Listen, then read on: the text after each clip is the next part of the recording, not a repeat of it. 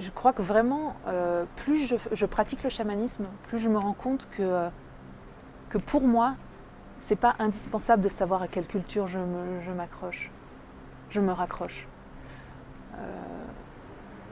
Mon histoire fait que j'ai beaucoup déménagé, j'ai une famille très éclatée et j'ai appris en fait, un peu difficilement, mais à trouver mes racines autre part que dans un lieu, voilà, et des gens. Et la pratique du chamanisme, ça permet d'aller explorer un monde chamanique sans pour autant se plier forcément à des rituels qui ont déjà été pratiqués dans différents peuples. C'est très intéressant de le faire, mais pas que. C'est aussi intéressant d'aller voir ce qui est juste pour soi. Parce qu'on descend tous de culture chamanique et on a tous beaucoup voyagé. Donc tout ça, c'est bien mélangé. Après, enfin voilà, pour moi, c'est pas indispensable de savoir à quel coin du monde je me raccroche. Je crois que je me raccroche au monde subtil surtout.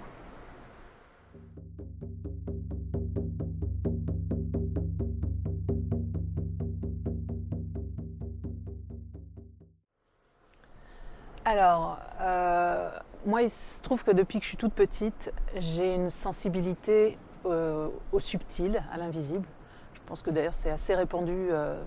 Je pense que tous les enfants ont cette sensibilité-là. Il se trouve que j'étais dans une famille où on m'a autorisée à penser que ça pouvait exister. C'était assez paradoxal. C'était moqué, mais en même temps, on nous autorisait à croire ça. Donc je pense que c'est ça qui m'a un peu sauvée. Bien qu'à partir d'un certain âge, au lycée, j'ai complètement coupé ces perceptions-là parce que c'était un peu compliqué socialement. Et puis, quand j'ai eu une vingtaine d'années, donc j'avais un travail classique, je veux dire, je travaillais dans le social et j'ai voulu faire un break pendant mes vacances et aller dans la nature. Et donc je suis partie avec un groupe faire du canoë-kayak et de la randonnée pendant une quinzaine de jours au Canada. Et en fait, on posait nos canoës sur une berge à chaque fois, enfin tous les soirs, voilà, on plantait notre tente. Et un soir, sans le savoir, on a posé notre canoë sur un territoire atikamekw, donc des Indiens natifs du Canada. Et le chef du village est venu nous rencontrer et nous a proposé de participer à... je ne me souviens plus exactement du terme qu'il a posé, enfin quelque chose de traditionnel. Il se trouve que c'était un inipi, donc c'est une tente de sudation, c'est un rituel chamanique et ce chef de village était en réalité un chaman. Et j'ai vécu ça a été vraiment une initiation pour moi. J'ai vécu un moment complètement fou où pendant de longues heures, parce qu'en plus on est dans une chaleur très forte, il y avait des assistants qui battaient du tambour à l'extérieur, qui chantaient des chants, enfin c'était vraiment magique. J'ai vu des choses, j'ai entendu des messages, voilà, bon, j'ai vécu cette expérience-là et au moment de sortir de cette tente, je me souviens encore de ce que le chaman nous a dit. Il nous a dit « à présent vous êtes des enfants de la nature ». Et ça m'a vraiment marqué, il y a vraiment une émotion très très forte qui est venue à ce moment-là. Je suis sortie de cette tente, je ne me souvenais plus précisément de ce que j'avais vu, je me souvenais de certains flashs, effectivement des animaux, des messages qui m'avaient bouleversée, mais plus précisément de quoi il s'agissait, puis j'ai repris mon périple. Et quand je suis revenue de mes vacances, dans ma vie parisienne, eh bien il y a quelque chose qui s'était passé. Je ne pouvais plus continuer ma vie comme ça. Et alors j'aimais mon travail et ça se passait bien, puis comme par hasard à ce moment-là, ça se passait plus bien. Tout s'est mis en place pour que j'arrête de travailler et je me retrouve comme ça, avec de nouveau, en plus, c'était même pas conscient, mais j'avais de nouveau des perceptions qui venaient, puis ça m'envahissait, ça me réveillait la nuit, c'était très compliqué à gérer. Une période, ça n'a pas été simple en fait, c'était une période un peu angoissante et qui m'a poussée à chercher un outil ou des outils, je ne savais pas trop ce que je cherchais, mais pour cadrer ces perceptions, pour me permettre de m'en sortir, quoi. De décider quand j'avais cette sensibilité particulière et puis de décider quand je vivais ma vie classique, quand je pouvais dormir aussi, pas être réveillée la nuit systématiquement. Et donc je suis passée, voilà, j'ai exploré pendant plusieurs années les états modifiés de conscience plein de façons différentes. Il y a une multitude de façons d'atteindre ces états-là. Je me suis formée à des techniques, j'ai fait beaucoup de yoga, Kundalini. Et un jour, je dirais complètement par hasard, mais maintenant je ne crois plus au hasard, une amie qui ne faisait même pas de chamanisme m'a parlé d'un livre et de chamanisme en fait qu'elle m'a fait lire. Et là, il y a simplement eu une émotion. C'est même pas mon mental qui a parlé, mais il a fallu que je contacte cet homme qui avait écrit ce livre. Et voilà, l'aventure commençait. J'ai pu commencer à explorer, à toucher un tambour. Et dès les premiers instants où j'ai entendu le son du tambour, c'était quelque chose que je reconnaissais. Mon corps le reconnaissait, mon émotionnel le reconnaissait. C'était vraiment étonnant à vivre. De mettre son mental de côté, même pas volontairement en fait, c'était une expérience assez magique. Et puis ça a tout de suite cadré ma pratique. Ça m'a complètement changé la façon de vivre ces perceptions-là. Et du coup, je n'en avais plus peur. Et du coup, je pouvais commencer à voir que c'était fascinant et que c'était même très amusant. Que la vie en fait a pris une saveur complètement différente pour moi. C'était enfin, ça présentait un intérêt d'avoir ces perceptions-là. Alors qu'avant, c'était plutôt une plaie pour moi, quoi.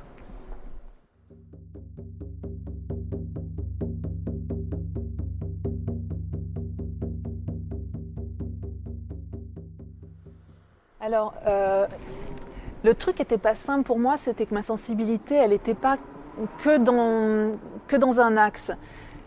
Je m'explique. Je pouvais par exemple percevoir une présence dans une pièce, la voir passer, l'entendre. Je pouvais aussi avoir des rêves prémonitoires. Alors mes rêves, j'ai travaillé énormément avec quand j'étais petite. J'appelais pas ça travailler, pour moi c'était un jeu. Mais voilà, je décidais de ce dont j'allais rêver. Je rêvais de manière effective à ça et j'agissais dans mon rêve. Je travaillais vraiment avec le matériau du rêve. J'avais des messages. Je pouvais aussi... je ressentais des choses par rapport aux gens. Je sentais qu'il y avait des choses qui tournaient pas bien dans leur corps ou leur émotionnel. Alors ça, c'était extrêmement fort et très perturbant pour moi, petite fille. C'est presque comme si j'entendais ce qui se passait dans la tête des gens. Alors je n'entendais pas de manière effective, ou alors c'était très ponctuel, mais j'avais la couleur de leurs émotions et de leur façon d'être au monde. Et quand on est avec des adultes et qu'on est une petite fille et qu'on perçoit ça, c'est pas toujours très confortable. J'ai eu des expériences, une en particulier, une expérience proche de la mort, un peu plus tard, quand j'étais adolescente. Voilà, une expérience typique de NDE telle qu'on peut la trouver maintenant décrite dans les livres. En fait, il y avait plein de choses. Ce qui était compliqué, je disais que c'était compliqué parce que je m'intéressais beaucoup à ça. Donc j'essayais de comprendre de quoi il s'agissait. Et en fait, donc je lisais la plupart du temps. Et dans la littérature, je trouvais des choses très intéressantes, mais ciblées. C'est-à-dire que, par exemple, je lisais un livre sur un médium, je lisais un livre sur un channel, je lisais un livre... Alors, je sentais aussi les arbres. Parfois, je percevais des choses, des messages. Je pouvais lire des choses sur les personnes qui communiquaient avec la nature. Mais personnes comme moi, qui passaient un peu de l'un à l'autre, qui n'étaient pas un spécialiste d'un de ces domaines, mais juste qui touchaient un peu à tous ces domaines. Donc, je ne comprenais pas trop, je ne savais pas où était ma place. Je ne savais pas qui j'étais, je pense que c'est un peu le lot de tous les enfants, mais voilà, moi ça se posait sur ce détail-là. Et puis, j'avais pas vraiment beaucoup de monde à qui en parler. Voilà, dans ma famille, ma grand-mère pratiquait beaucoup de choses qu'on qualifiait de bizarres. Mais quand j'ai été en âge de lui demander de me guider là-dessus, elle a refusé. Et finalement, c'est peut-être un service qu'elle m'a rendu, parce qu'elle m'a laissé explorer mon monde à moi. Mais voilà, donc c'était compliqué pour moi quand même, tout ça.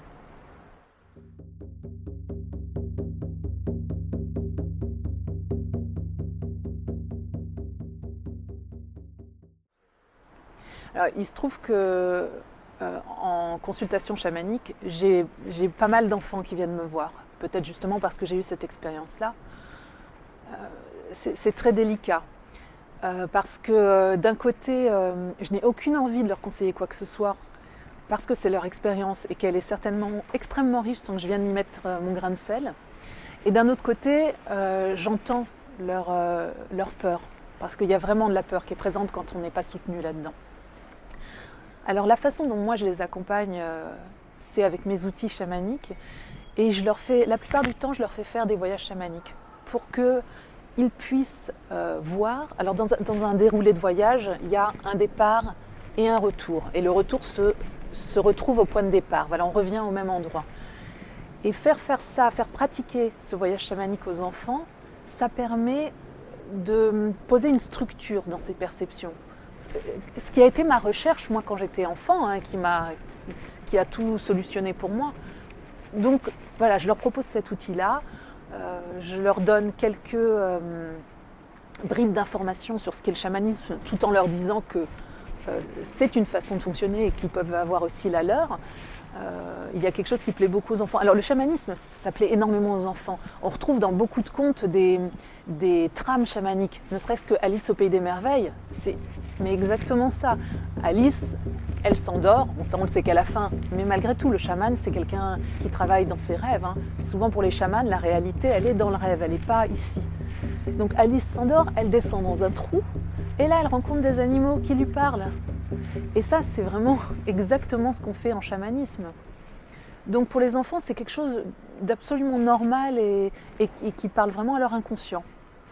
Et leur faire rencontrer leur allié principal, c'est-à-dire une énergie intelligente dans ce monde d'en bas, qui sera leur allié, qui pourra les guider, c'est un atout inestimable. Ça leur donne... Enfin, moi, j'observe que les enfants qui ont pu avoir ce contact-là ont pris beaucoup de confiance en eux. Ils savent qu'ils ne sont pas seuls. Ils ont toujours quelqu'un, à la façon dont certains enfants vont avoir un ami imaginaire. Eux, ils vont avoir cet allié à qui ils vont pouvoir confier leurs doutes, leurs questions, leurs peurs. Et ce que les enfants me confient en retour quand je les vois pour une autre séance, ou même je leur demande de me donner des nouvelles souvent, c'est qu'ils communiquent énormément avec cet allié. Et souvent j'entends, même quand ils m'en parlent, leur sourire. Ils sont dans la joie d'avoir cet allié à la maison, quoi, à qui ils peuvent tout dire.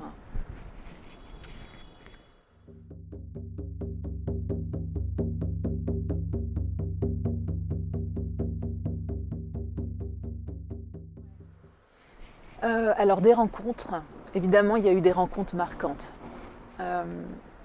En chamanisme, on est initié par les esprits. Voilà, dans la tradition chamanique, c'est ça. Et on est enseigné par les esprits.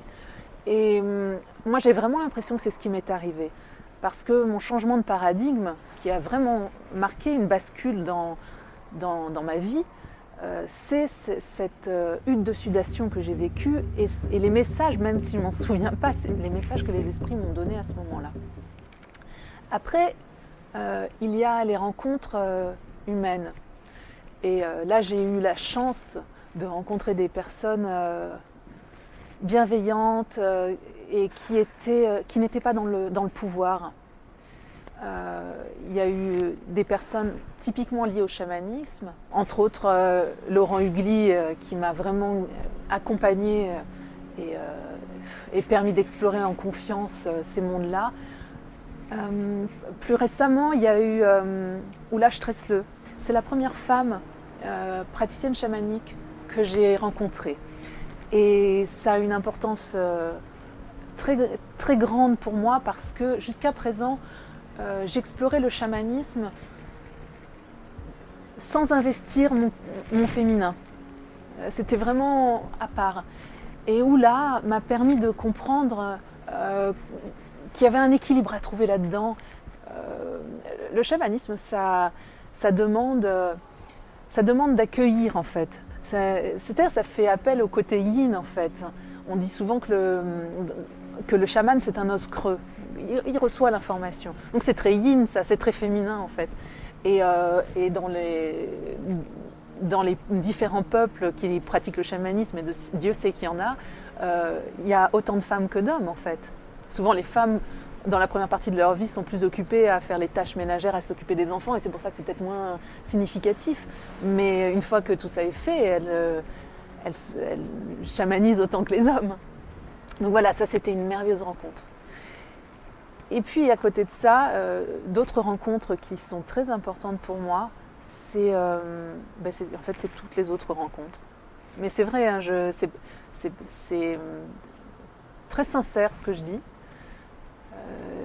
Tous les gens que je rencontre, les gens qui viennent en consultation, les gens que je rencontre pendant les stages, mes amis évidemment, et j'ose à peine le dire parce que ça me semble tellement entendu, mais sincèrement, je pense que les humains qui m'ont le plus appris, c'est mes enfants, quoi. Vraiment, sur la vie, être présent là, quoi, sur le plaisir du corps, l'intérêt d'avoir un corps ici, quoi. Et voilà, là, c'était magistral comme leçon, et ça continue de l'être, tant mieux. Voilà les enseignants que j'ai eus. Quant à la pratique, quant à l'initiation, enfin, tu parlais, donc moi, il se trouve que j'ai vécu ce grand bouleversement dans une culture amérindienne. Je m'y sens rattachée. Enfin, émotionnellement, je suis attachée à cette culture, mais je crois que vraiment, plus je pratique le chamanisme, plus je me rends compte que pour moi, c'est pas indispensable de savoir à quelle culture je me raccroche. Mon histoire fait que j'ai beaucoup déménagé, j'ai une famille très éclatée et j'ai appris en fait, un peu difficilement, mais à trouver mes racines autre part que dans un lieu, voilà, et des gens. Et la pratique du chamanisme, ça permet d'aller explorer un monde chamanique sans pour autant se plier forcément à des rituels qui ont déjà été pratiqués dans différents peuples. C'est très intéressant de le faire, mais pas que. C'est aussi intéressant d'aller voir ce qui est juste pour soi. Parce qu'on descend tous de culture chamanique et on a tous beaucoup voyagé. Donc tout ça, c'est bien mélangé. Après, enfin voilà, pour moi, c'est pas indispensable de savoir à quel coin du monde je me raccroche. Je crois que je me raccroche au monde subtil surtout.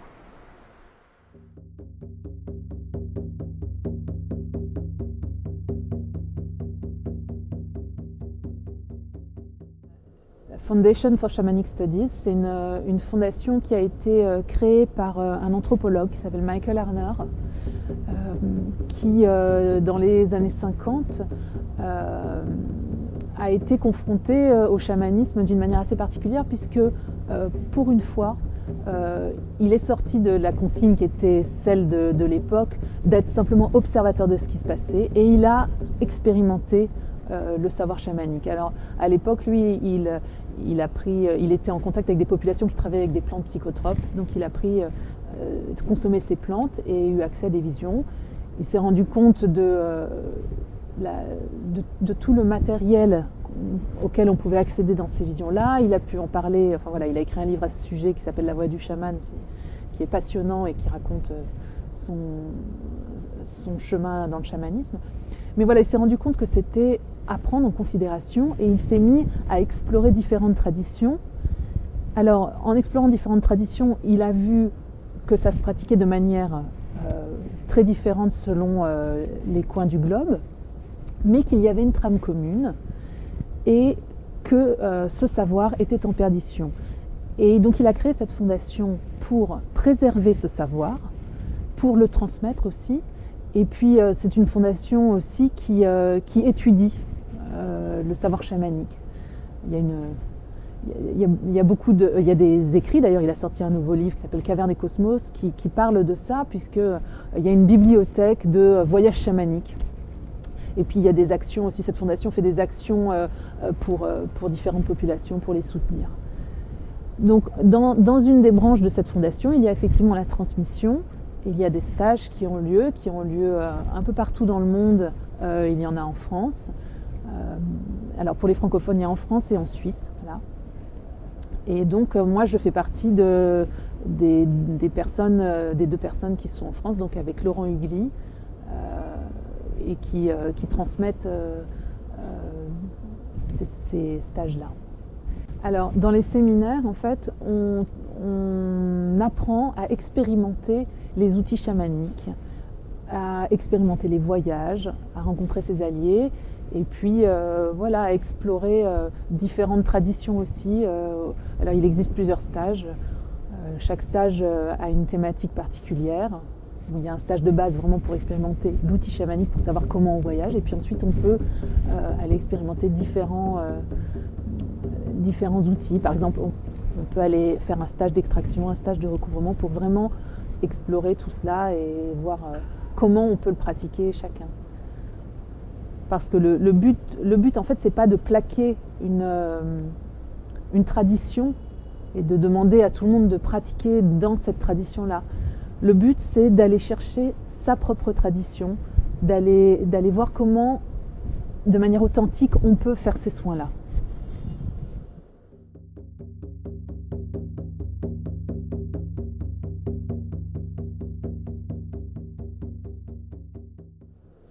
Alors, un voyage chamanique, ça décrit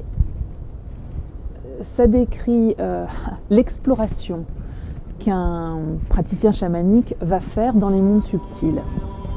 C'est-à-dire qu'il va se mettre dans un état particulier, on appelle ça un état modifié de conscience. Ça peut aller jusqu'à des transes physiques, je pense en Sibérie, ça va jusqu'à la perte de connaissance, mais on n'est pas obligé. Alors, dans un voyage chamanique, on a un point de départ, donc on est déjà en état modifié de conscience, déjà en train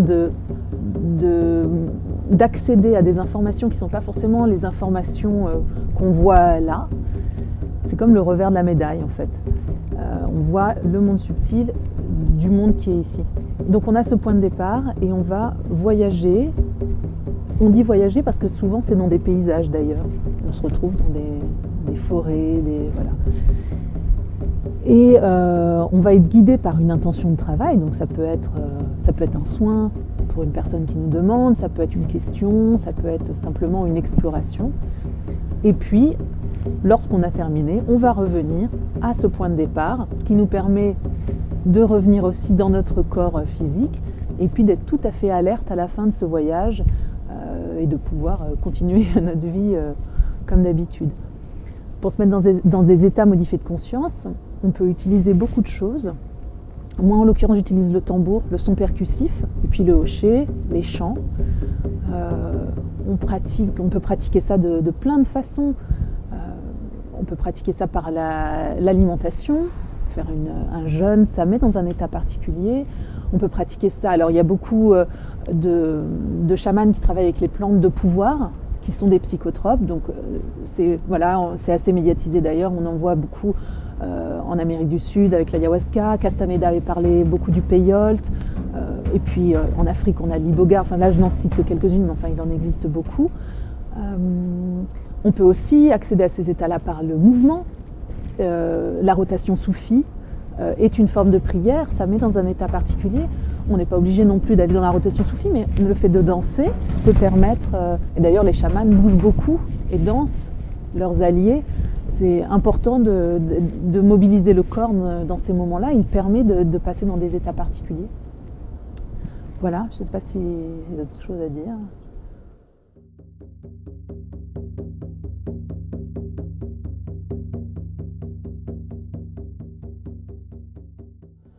Oui, alors le chamanisme, en fait, ça se pratique de manière très différente suivant le point du globe où on se trouve. Mais il y a des récurrences. Et effectivement, une des récurrences, c'est qu'il y a une réalité ordinaire et il y a une ou des réalités non ordinaires. Suivant la tradition dans laquelle on se situe, il peut y avoir 2, 3, 4 mondes, voire 99 pour certaines traditions. Alors pour simplifier, moi dans la pratique aujourd'hui dans laquelle je suis, on a 3 mondes. Donc on a le monde du milieu, qui est le monde tangible, celui dans lequel nous nous trouvons et qui a une représentation dans le subtil, voilà, qui n'est pas forcément exactement la même que celle-là, mais voilà, c'est ce monde-là. Ce monde-là, c'est un monde beaucoup plus dense, c'est un monde où il y a où la notion de temps est présente, où il y a l'ego, donc aussi les enjeux de pouvoir qui se situent. C'est un monde très très beau, plein d'amour, mais c'est un monde dont il faut connaître les codes pour pouvoir y circuler. Et puis nous avons le monde d'en bas, qui est le monde où traditionnellement on va chercher nos alliés, qui sont nos guides. Voilà, même dans tous les mondes, en fait, les alliés du monde d'en bas nous accompagnent un peu partout. Le monde du bas et le monde du haut sont deux mondes où il n'y a pas d'ego et où la notion du temps n'est pas présente, mais pour autant ils ont des particularités. Donc celui du bas est plus lié à l'instinct, à l'animalité. Voilà, c'est d'ailleurs pour ça qu'on y trouve nos alliés, qui sont très souvent, pas toujours, mais quand même très souvent des animaux, et qui ont cet instinct qui leur permet de savoir tout le temps où ils sont, et c'est pour ça aussi qu'ils peuvent nous guider dans les mondes.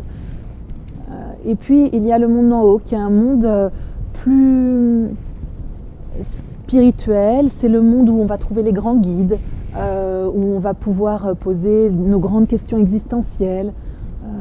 Voilà, c'est aussi le monde où on peut retrouver les âmes qui ont quitté leur corps et qui continuent leur chemin. Voilà à peu près comment se présentent les trois mondes chamaniques.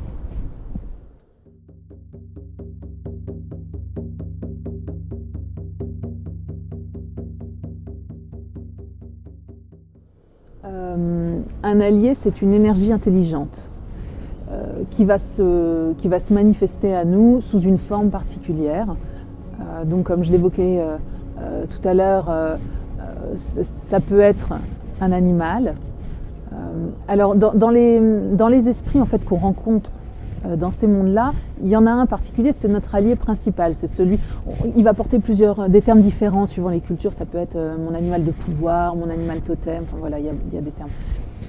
Donc par définition, mon animal de pouvoir, c'est souvent un animal, effectivement. C'est celui qu'on va chercher dans le monde d'en bas et à qui on va adresser, en tout cas moi, c'est ma façon de faire, toutes les questions. C'est-à-dire que c'est notre meilleur ami dans ces mondes-là. On peut lui faire entièrement confiance. On dit que les alliés sont compatissants, bienveillants. Donc ce sont des esprits dans la tradition chamanique qui ont été incarnés à un moment donné et qui ont transcendé, ou en tout cas qui ont réussi à se débarrasser de leur ego et qui sont maintenant là pour nous guider. Donc ces alliés-là connaissent les difficultés du monde tangible. C'est probablement pour ça qu'ils sont très compatissants avec nous et qu'ils savent un petit peu de quoi ils retournent ici. Et voilà, donc ça c'est notre allié principal. Après on peut avoir beaucoup d'autres alliés qui seront des alliés spécialisés. Par exemple, si vous êtes artiste, vous aurez probablement un allié de la créativité. Voilà, c'est un exemple. Vous pouvez, si vous pratiquez de la guérison, vous êtes thérapeute, vous aurez probablement un allié qui vous aidera pour cette chose en particulier. Voilà ce que je peux en dire.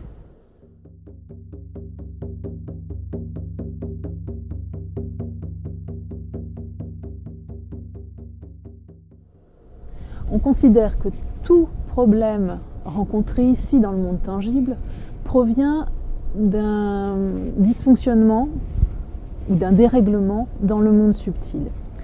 Tout est énergie dans notre tradition et donc il s'agit de remettre en ordre cette énergie. Alors il y a deux problèmes qui peuvent se présenter, c'est soit on manque de l'énergie, soit il y en a trop, ou alors pas la bonne, au bon endroit. D'ailleurs, sur ce point-là, il n'y a pas de bonne ou mauvaise énergie, il y a juste de l'énergie qui n'est pas au bon endroit. Donc quand il n'y a pas assez d'énergie, on va aller en rechercher. Ça s'appelle la technique, ça importe un mot, un nom, c'est le recouvrement. Et quand il y en a trop, ça s'appelle de l'extraction. Donc en fait, on a deux techniques très simples. Soit on retire de l'énergie, soit on va remettre de l'énergie au bon endroit. Voilà. Ça, c'est les deux grands outils pour le soin chamanique. Donc d'un côté, quand il manque de l'énergie, on va aller en chercher. Voilà, on va aller chercher de l'énergie, on va la remettre au bon endroit. Il y a quelque chose de particulier dans le recouvrement, c'est ce qu'on appelle le recouvrement d'âme. Parce qu'on estime que quand on a des traumatismes, quand on vit des traumatismes, la partie d'âme qui est directement impactée par l'événement qui est en train de se passer et qui est vécu comme traumatique parce qu'on n'a pas les outils pour se protéger, eh bien, pour sauver sa peau, elle va, comme une pièce de puzzle, se détacher et aller se mettre à un endroit où elle n'est plus impactée. Donc, ça arrive fréquemment, je veux dire, on en perd souvent des morceaux d'âme, des petits ou des plus grands. Et puis, on peut s'en accommoder pendant un temps. Et puis, parfois, il est très important de pouvoir récupérer ces morceaux d'âme. Je pense en particulier quand on fait un travail thérapeutique. Parfois, il y a un moment donné dans la thérapie, on n'arrive plus à avancer. Et on n'arrive plus à avancer souvent parce qu'on a bien travaillé à préparer la guérison du moment traumatique qu'on a vécu, mais la partie d'âme à qui on devrait s'adresser pour finir ceci n'est pas là, elle n'est pas accessible. Alors c'est important parfois de pouvoir aller chercher ce morceau d'âme, de le remettre en place, et à ce moment-là, la thérapie peut continuer. Quand je dis thérapie, c'est souvent avec des psychologues, voilà. Il nous arrive souvent de travailler ensemble, voilà, main dans la main, dans ce genre de prise en charge. Ce qui est particulier aussi avec le chamanisme, c'est que de l'extérieur, ce qu'on voit, c'est pas grand-chose. On a l'impression qu'il ne se passe pas grand-chose. Tout au plus, par exemple, si on prend le recouvrement, il se peut, alors il n'y a pas de protocole, c'est pas toujours le même protocole, hein, ça dépend toujours, mais il se peut que je fasse des gestes, par exemple que je recueille quelque chose et que je le souffle dans le corps de la personne. Souvent, c'est ce que je fais. Mais il n'y a pas de règle précise parce qu'en fait, moi, quand une personne vient me voir et me confie les ennuis qu'elle traverse ou la souffrance qu'elle a, moi, je ne sais pas ce que je vais faire. Je vais me mettre en état modifié de conscience et je vais demander à mon allié. Et c'est mon allié qui va me guider et qui va me dire pour telle personne, il faut faire ça. Et parfois, il me demande moi de faire des gestes, ce qui matérialise aussi le soin. Et c'est très important parfois de pouvoir matérialiser le soin. Et parfois, pour d'autres personnes, ce n'est pas ce qui est juste. Et c'est mon allié qui va tout faire, par exemple. Donc moi, je vais maintenir la concentration et le lien. Je vais cheminer, mais mon allié va tout faire dans les mondes subtils. Et puis la personne va se redresser quand j'aurai battu le tambour pour dire que c'est la fin. Donc c'est très différent d'une personne à l'autre. Et c'est pas moi qui décide. Je ne sais pas par avance si on va faire un recouvrement à cette personne ou une extraction. Et à la limite, c'est pour poser des mots que je dis ça, mais généralement dans un soin d'ailleurs on fait un mélange. Souvent on fait des extractions, parce que pour pouvoir faire un recouvrement, pour pouvoir mettre une énergie quelque part, il faut qu'il y ait la place. Et quand on a perdu un morceau d'âme, surtout si ça date d'il y a beaucoup d'années, il y a eu un vide. Et la nature n'aime pas trop le vide, donc il y a souvent une autre énergie qui allait se mettre dedans et qui n'est pas juste. Donc il faut, dans un premier temps, retirer cette énergie pour ensuite faire le recouvrement.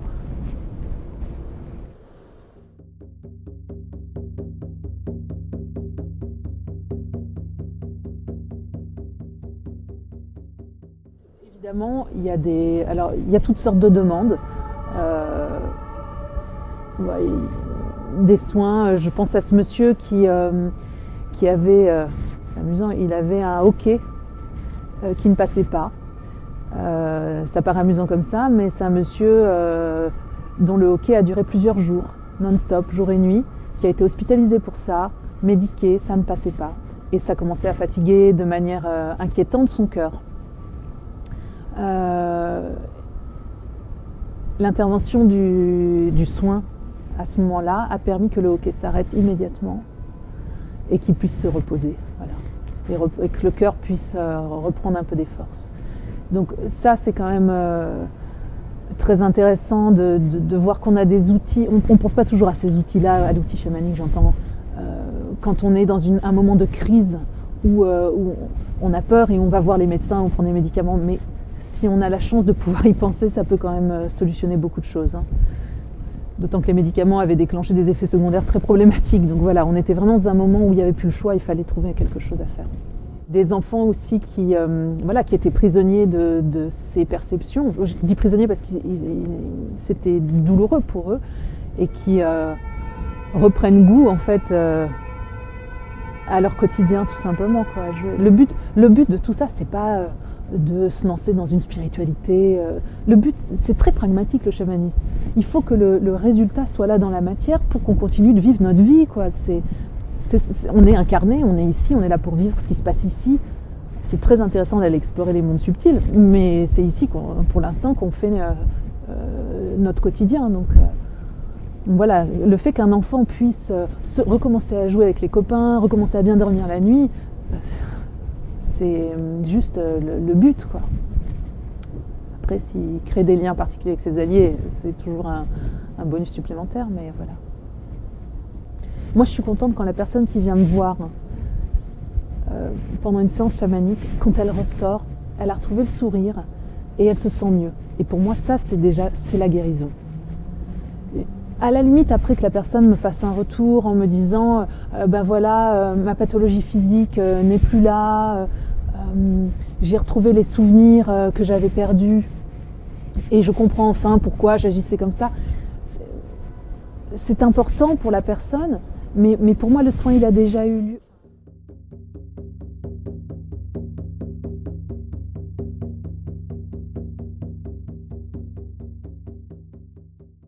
Le praticien chamanique, il fait d'autres choses aussi. Il fait traditionnellement de la divination. Donc aujourd'hui, on en a peut-être moins besoin. On a Internet qui nous solutionne beaucoup de choses. Mais à l'époque, parce que ça date d'il y a très très longtemps, le chamanisme, il était primordial de savoir où il y avait un point d'eau, où il y avait du gibier, quel temps il allait faire. Ce genre de questions était indispensable. Donc le chaman était vraiment là pour y répondre. Et la dernière chose que le chaman fait, c'est qu'il travaille avec les morts. Donc il fait plusieurs choses. Il travaille à libérer les âmes qui seraient peut-être encore en transit ici. Et puis, de par son exploration aux portes de la mort, il est aussi celui qui va expliquer à la communauté ce qui se passe quand on meurt. Il va donner des informations. Et voilà, ça c'est un travail de transmission qui est vraiment très important pour le chaman au sein de la communauté. On fait appel à moi souvent pour les habitations. Voilà, les gens sentent que c'est habité. Beaucoup de nos habitations sont habitées et c'est pas toujours indispensable d'intervenir. Souvent, il y a des esprits qui vivent là et qui s'occupent plutôt de la maison et prennent soin que tout aille bien, donc il n'y a pas la nécessité. Mais parfois, c'est embêtant pour les gens qui vivent dans ces endroits-là. Parfois, les enfants ont du mal à dormir et ça peut être une explication. Donc, une des choses que je fais, c'est que de la même manière que je procède pour les soins, je me mets en état modifié de conscience et je regarde ce qu'il y a, qui vit ici, quelles sont les énergies présentes dans les lieux et s'il y a nécessité de permettre à ces énergies de continuer leur route autre part. Parce qu'une énergie qui est ici, c'est une énergie qui ne continue pas sa route telle qu'elle le devrait. Logiquement, elle devrait passer. Et puis après, c'est suivant les croyances de chacun, mais il peut y avoir une réincarnation, voilà. Donc, moi j'interviens à ce moment-là pour pour permettre à ces âmes-là de continuer leur route.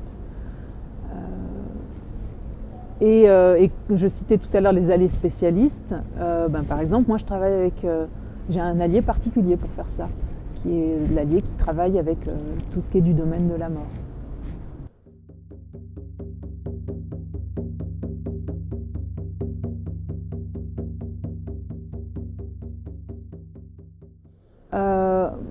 Ma conception à moi, c'est que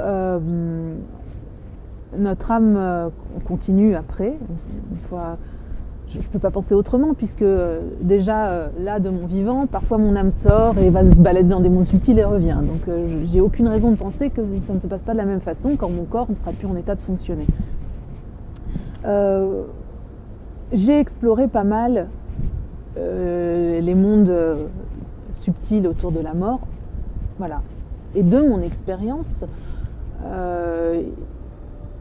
on a le choix de se réincarner ou pas. Et on a le choix de choisir où on veut se réincarner. Et plus on est conscient, et plus de son vivant on travaille à préparer son passage, plus on aura de facilité à faire ce choix. Une autre partie du travail chamanique autour de la mort, c'est accompagner les personnes en fin de vie. Leur permettre de commencer déjà à expérimenter l'âme qui se détache du corps et qui y revient, et qui se détache et qui y revient. C'est quelque chose de très important pour beaucoup de personnes qui sont angoissées au moment de la mort, parce qu'ils ne savent pas ce qui va se passer derrière. On ne va pas leur dire ce qui va se passer derrière, parce qu'on n'en sait pas plus qu'eux. Enfin, je veux dire, c'est leur expérience de vie. Et encore une fois, s'il y a un choix, il n'est pas encore fait, ce choix-là. Mais en revanche, on peut leur faire expérimenter le passage, aller jusqu'aux portes de la mort et voir comment ça va se passer, que ce n'est pas douloureux, que souvent il y a des êtres chers qui sont là et qui attendent, donc ils ne vont pas être seuls. Et puis ça facilitera d'autant plus au moment où effectivement le corps s'arrêtera de fonctionner, cette transition-là. Ça c'est une partie aussi... c'est une partie super en fait du travail.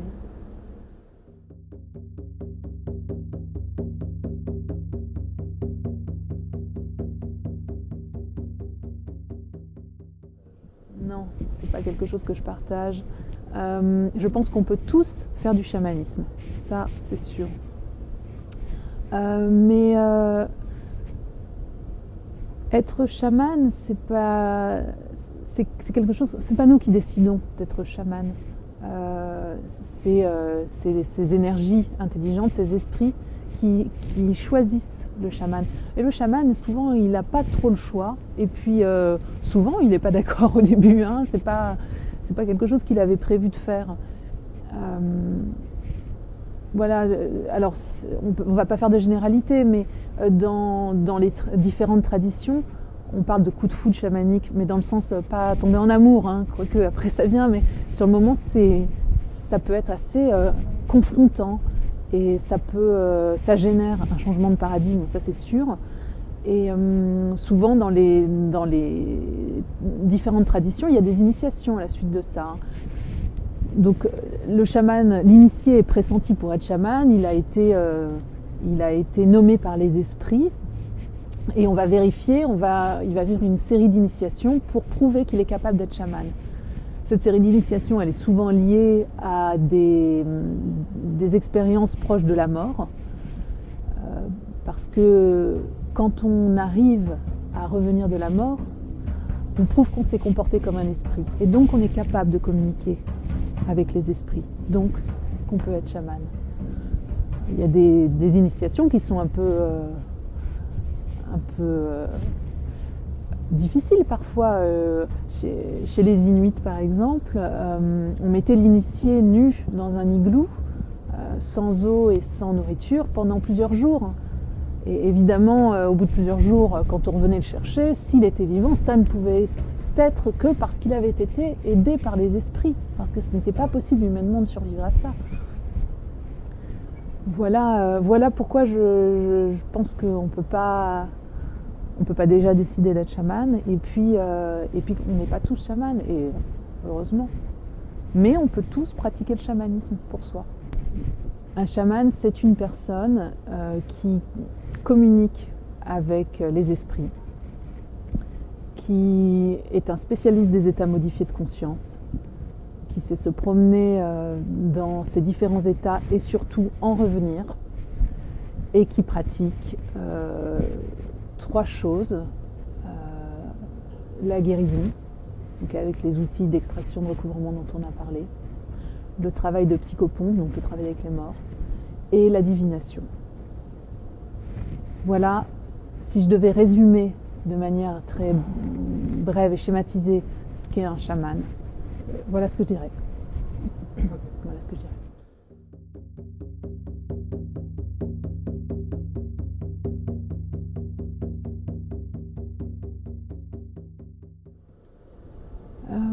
Évidemment, quand on vient vers ces techniques-là, la plupart du temps, on a écumé d'autres techniques. Et ce qui nous a mobilisés, c'est une recherche. Soit c'est une recherche de guérison, soit c'est une recherche de compréhension. Donc il y a une quête là-dedans, c'est sûr. Et longtemps, moi, je me suis dit, avant de faire du chamanisme et que je commençais à explorer d'autres techniques, je me suis dit, vivement que j'y arrive. Je ne savais pas où, mais vivement que j'y arrive. Je m'imaginais que je serais sereine, un peu Bouddha, et que plus rien ne m'atteindrait. Et puis en expérimentant le chamanisme, la question ne se posait même plus en fait. Alors, visiter ces mondes chamaniques, ça c'est sûr, ça permet de se connaître mieux. Ça permet de lâcher le contrôle du mental. Le mental nous rend un grand service, mais parfois ça fait du bien quand même de pouvoir lui faire prendre quelques vacances. Et ça permet d'expérimenter émotionnellement, énergétiquement et même physiquement une autre vision de soi. Et puis les alliés, très souvent, on leur pose des questions. Alors, une question traditionnelle, c'est quel est mon chemin de vie, voilà. Mais on peut leur poser plein d'autres questions. Et pourquoi ça s'est mal passé hier quand j'ai fait ça ? Pourquoi je me sens pas bien aujourd'hui ? Et leurs réponses sont très enseignantes quant à notre nature. Donc moi, en tout cas, mon expérience du chamanisme me permet à chaque instant d'explorer davantage qui je suis. Et j'ai pas envie que ça s'arrête. J'ai plus envie d'arriver à une destination. La destination finale, ça doit être la mort, certainement. Puis on commence sur autre chose, mais j'ai bien envie de continuer. Je trouve ça fascinant, en fait, cette aventure-là.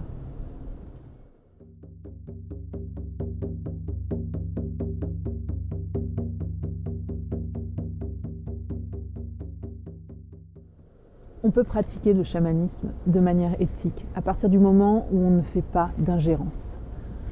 La règle fondamentale, c'est qu'on ne fait pas un soin à quelqu'un qui ne nous en a pas demandé. C'est tout simple.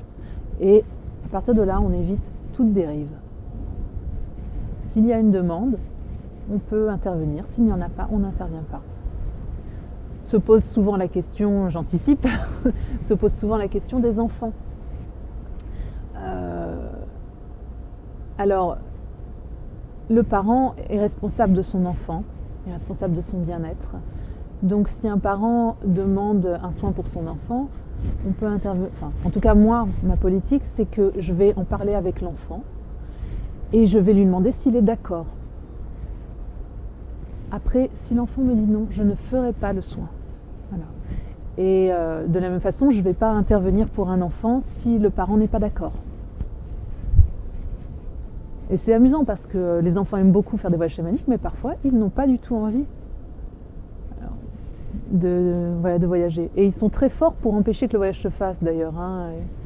Si on expérimente... je vais vous donner un exemple personnel, pour le coup. Un jour, mon fils me demande un soin. Je me souviens plus ce qu'il avait, un rhume ou quelque chose comme ça. Et puis, j'ai commencé le voyage chamanique.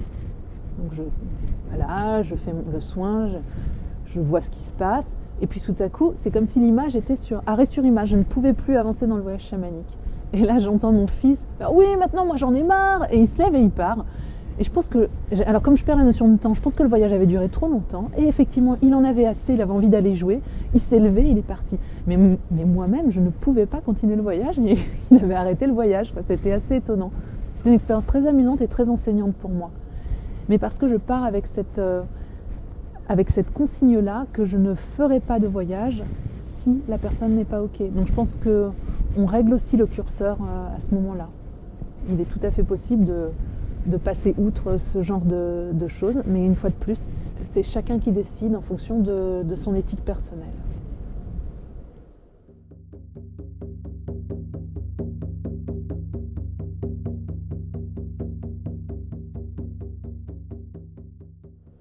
Alors déjà, pour les chamans, tous les problèmes qu'on a ici, dans ce monde-là, viennent d'une seule raison, c'est que nous sommes des êtres de la nature et que nous éloignons de plus en plus notre fonctionnement du fonctionnement de la nature. Donc partant de ce postulat, je pense en tout cas que je suis bien mal placée pour dire aux gens ce qu'ils devraient faire. Mais moi, ma façon de faire, c'est de me relier de plus en plus à la nature, de réécouter les messages de mon corps, de profiter de tout ce qui est naturel. Et dans ce qui est naturel, il y a quelque chose de très important. Pour moi, c'est les liens entre les gens, la communauté. Et d'investir dans les liens humains, ça me semble primordial. D'être de plus en plus authentique. Et oui, d'aller dans la nature, de revenir à la nature. C'est ma façon de procéder. Je ne sais pas si c'est la bonne. C'est celle où je me sens bien. Alors, je partage.